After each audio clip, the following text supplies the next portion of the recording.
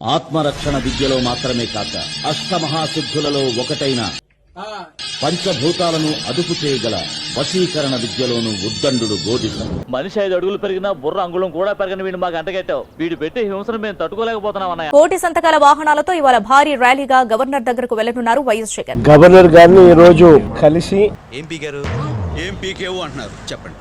Medical కాలేజీల privatisation విషయంగా చంద్రబాబు నాయుడు గారు చేస్తా ఉన్న అన్యాయాన్ని గవర్నర్ గారి దృష్టికి తీసుకొని పోవడమే కాకుండా ఫాల్స్ అబద్ధం నిజం చెప్పండి.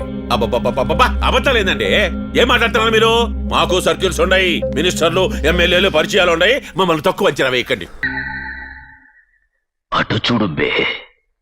ప్రైవేట్ పరం చేస్తారు. జగన్ ఇచ్చిన పిలుపు మేరకు కోటి సంతకాలు చేశారు. అసలు మీరు ఏం తెలుసుకున్నారు? ఈ పిపిపి పద్ధతి అంటే అసలు ఏంటి? ఏమన్నా మీకు చెప్పారా? చెప్పలేదు. మరి ఎందుకు వచ్చారు? ఏంటి మమ్మల్ని రమ్మాలని వచ్చామని రాలేకి. ట్రైనింగ్ ఇచ్చింది. మీరేం చెప్తారు? అంటే ఇది వ్యతిరేకిస్తున్నారా? వ్యతిరేకించట్లేదేమి, నార్మలే. ఏంట్రా ఇది?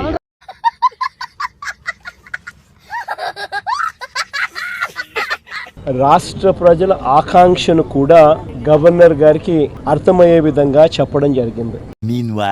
कई में थोड़ा प्रॉब्लम शायद होगा, बट मेजॉरिटी ऑफ देम तो बहुत क्लोज है. अंदर देना है बोले तो स्थलम रहना नहीं.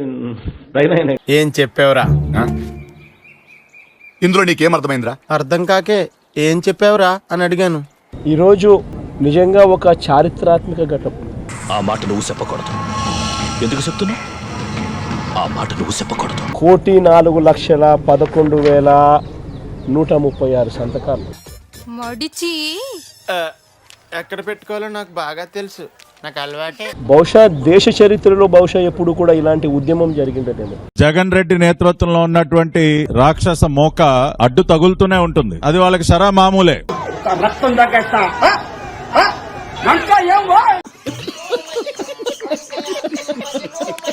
భారీగా ర్యాలీలతో సేకరించిన సంతకాలన్నింటినీ కూడా జిల్లా కేంద్రాలకు పంపించే కార్యక్రమానికి శ్రీకారం చుట్టడం జరిగింది. కాంగ్రెస్ పార్టీ కొన్ని దొంగ సంతకాలు పోగేసుకుని